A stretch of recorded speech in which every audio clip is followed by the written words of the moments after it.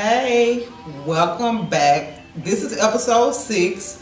I'm Patrina Miss Ann, and this is the Be Courageous Anyway vlog on YouTube. This is my channel, the Fierce Arts and Entertainment channel on YouTube, and I'm excited that you are joining us again for another episode. Each episode is going to be a little different, but you're always going to find that I'm going to be myself regardless of anything. I will be myself. And so we've kind of changed up the format. Last time we gave you the story about the green little car, and this time I have another story for you. The last story was a little funny, but I think that this story has a little humor to it too.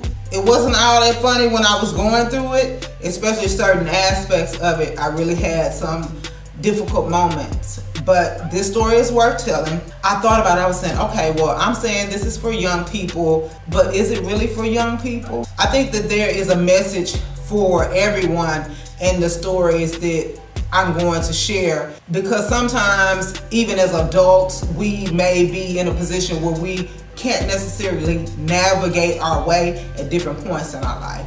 So this is an interesting story. This one is called You Can't Run Away From You. You can't run away from you. Like everywhere you go, guess who's gonna be there? You're gonna be there. So you can't run away from you. And this story takes you back to when I was a young girl, and this time I know specifically that I was 18 years old. I was a senior in high school. As a matter of fact, I was a senior at North Shore High School. Go Mustangs! Mustangs for life. Definitely, I was loving life. I had my friends, we were doing our things, hanging out, and this particular night, I had asked my mom, my dad was out of town, I had asked my mom if I could go to a football game, okay? So she said yes. One of my friends had a car, so whoop whoop. She had a car, and so we went to this, and so we went to the football game. Well, we went to the football game, and then it was just the two of us hanging out, and afterwards we heard about this party that was going on. Well, I didn't have permission to go to the party, but somehow I ended up at this party. Well, not somehow. I made a decision, a conscious decision, to go to this party. And so I figured, I guess, whatever, I'll just tell my mom whatever, you know. So we went to the party. And this was before the time of cell phones and everything, so your parents couldn't just beam you up and, you know, check out and see where you were. Like, they had to wait until you came home. Well, anyway, we show up at this party. So, you know, it's nothing really major going on, people hanging out or whatever. Well, we saw this particular girl, and it's funny because we are definitely friends now, so many years later and everything. But anyway, we saw this girl, things escalated, and eventually it turned into a fight that night. So we get into this big brawl at the party, fighting, and the police show up, and the police tell us, hey, everybody needs to clear out, you need to go home, whatever. So we leave, we go home. I get home, they go home, my friends and whoever else, whatever. I get home and my mom is up. Well, I didn't say that I had been drinking that night, underage drinking. Wow. So these are things that people glamorize. You know, they glamorize the drinking, they glamorize going to the parties and all of that stuff. But people don't really tell you, know, even in this day and age, fights are glamorized. And the bad thing about it is that you don't get to see the other side to things. That there are really these, even though these are clips that you're seeing on videos, all these girls fighting and different things, these are people's real lives. That regardless of what the situation may look like on film, there's things that are happening outside of that film that you see that I'm sure if they could change, they would. So in this particular situation, they cleared us out. We went home. I had been drinking. My mom was like, what happened to you? You just getting in the house and all of that, whatever. And then she was like, have you been drinking? So she decides that she's gonna drive me down to the, I'm laughing, but this is not funny. She decides she's gonna drive me down to the police station to have a breath analyzer done on me. Well, short story on that is that they wouldn't do it, so we left and we went home. Well, anyway, like, she was upset, you know, I was upset. I had, you know, my fingernails were out, and, you know, it had been a whole big old brawl that night. Well, I knew that it wasn't going to necessarily be over because we fought that night. Well, that fight snowballed into another fight. We go to school on Monday and there's another big fight at school. And this fight is even worse than the other fight. It's out of control. And this fight ends with us actually going to jail. So we get handcuffed, taken off the school property, put into the back of a police car, and we get drove downtown and get put in a holding tank.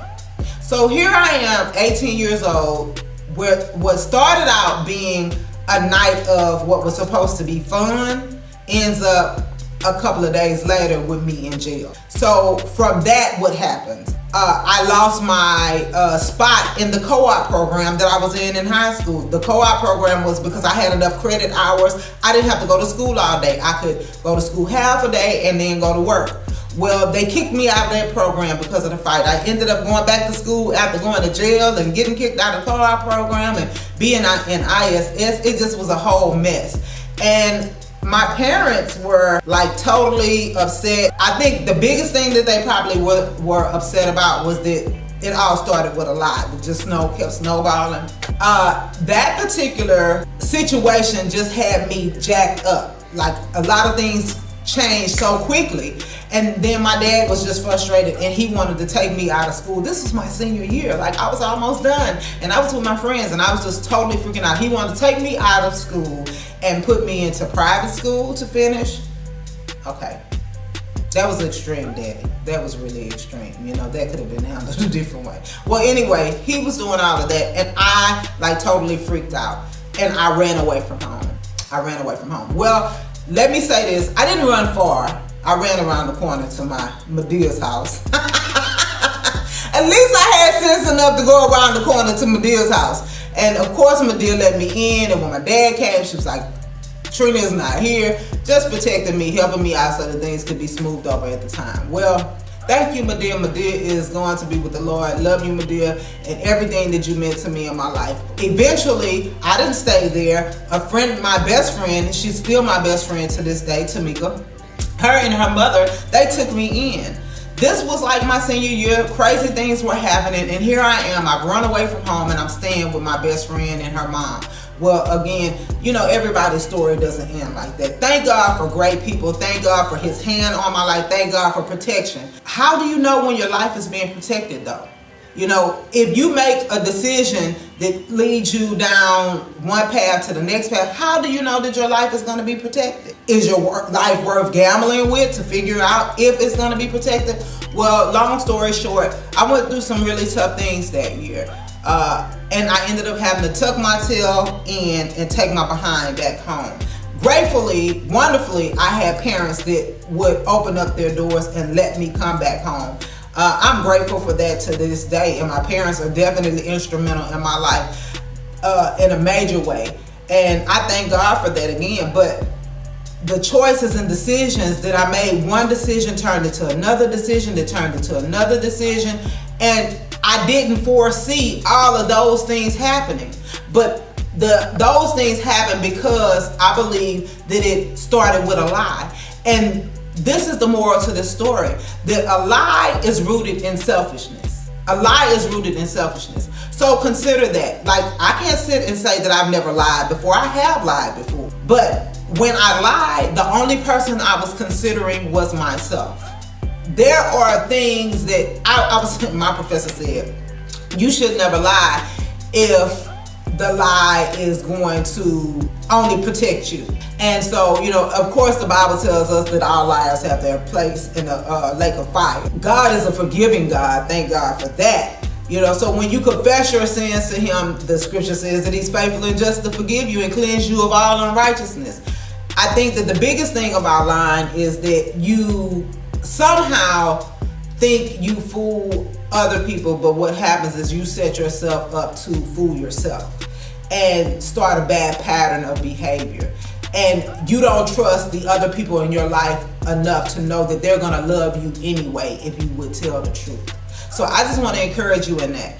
Don't allow situations and decisions that you make to start snowballing into a bigger problem down the line just from doing one thing that you know you shouldn't have done. And that is definitely even adults, you know, like maybe for an adult it's something like talking to a married man that you know you shouldn't talk to, and then it, you know, it starts out with this conversation in the inbox and then it snowballs into you guys meeting and then other things happening. So again, I want to encourage you to be honest with yourself and be honest with others. Thank you for watching today. I hope that there was a nugget in this that you can take and apply to your life.